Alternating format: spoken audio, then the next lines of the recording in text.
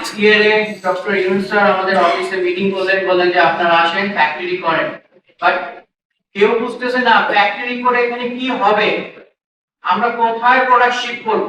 Already তিনটে renowned Japanese company Bangladesh থেকে পাওয়ার business meet করে চলে গেছে। আমার জব পারপাসে আই লুক আফটার 8 কান্ট্রিজ। আমি দেখেছি ওদের progress in last 8 years A. But আমরা কি শিখছি? আমরা উল্টোটা শিখতেছি। Honestly speaking, merchant power plant, BSS technology, hydrogen সবকিছুই আমরা প্রপোজ করেছি আমার কোম্পানি থ্রুতে, লোকাল পার্টনারদের থ্রুতে, in terms of financing facility সহ। In return we lost 10 plus contracts. We lost our all confidence towards Bangladesh market. Last ইয়ারে doctor Yunus sir আমাদের অফিসে মিটিং করলেন, বললেন যে আপনারা আসেন ফ্যাক্টরি করেন, বাট কেউ বুঝতেছে না ফ্যাক্টরি করে এখানে কি হবে, আমরা কোথায় প্রোডাক্ট শিপ করব। যেখানে আমাদের কোম্পানির প্রায় প্রোডাকশন ফ্যাসিলিটিস আছে 15টা কান্ট্রিতে, আমরা ওয়্যার টু শিপ। আমার নিজের মার্কেটে যদি ডিমান্ড না থাকে তাহলে আমরা কোথায় দিচ্ছি? নন ইনভার্টার এসির দামে ঘরে আনুন বিদ্যুৎ সাশ্রয়ী ইনভার্টার এসি। এখন 1.5 ton my one inverter AC মাত্র 48,900 টাকা পাওয়া যাচ্ছে মিনিস্টার শোরুমে।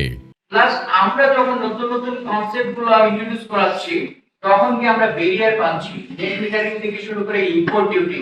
থ্যাঙ্কস টু ট্রিপল স্যার যেটা বললেন যে 3 to 4 কিলোওয়াট, আপনি চিন্তা করেন একটা রুট লেভেলে যারা ট্রেডিং কোম্পানি তাদের এটিপি অ্যাডভান্স ট্যাক্স ভ্যাট সহ প্রায় 26% কস্ট পড়ে, তাহলে ওনারা কিভাবে সোলারটাকে আসলে ডিপ্লয় করবে একদম ফিল্ড পর্যায়ে।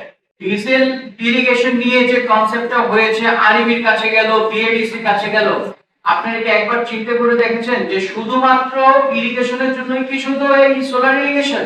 এটা কিন্তু নেট মিটারিং কনসেপ্টও ইন্ট্রোডিউস করা যেত, কেন হলো না?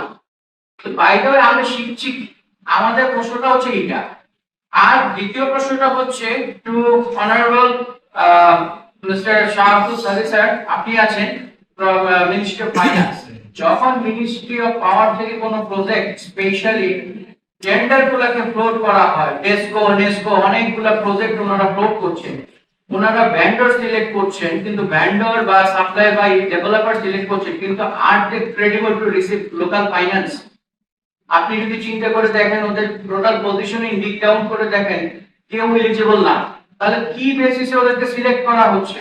অথবা কেনই বা এই টেন্ডারগুলো করা হচ্ছে যেখানে টেন্ডার হচ্ছে কিন্তু ইমপ্লিমেন্টেশন হচ্ছে না?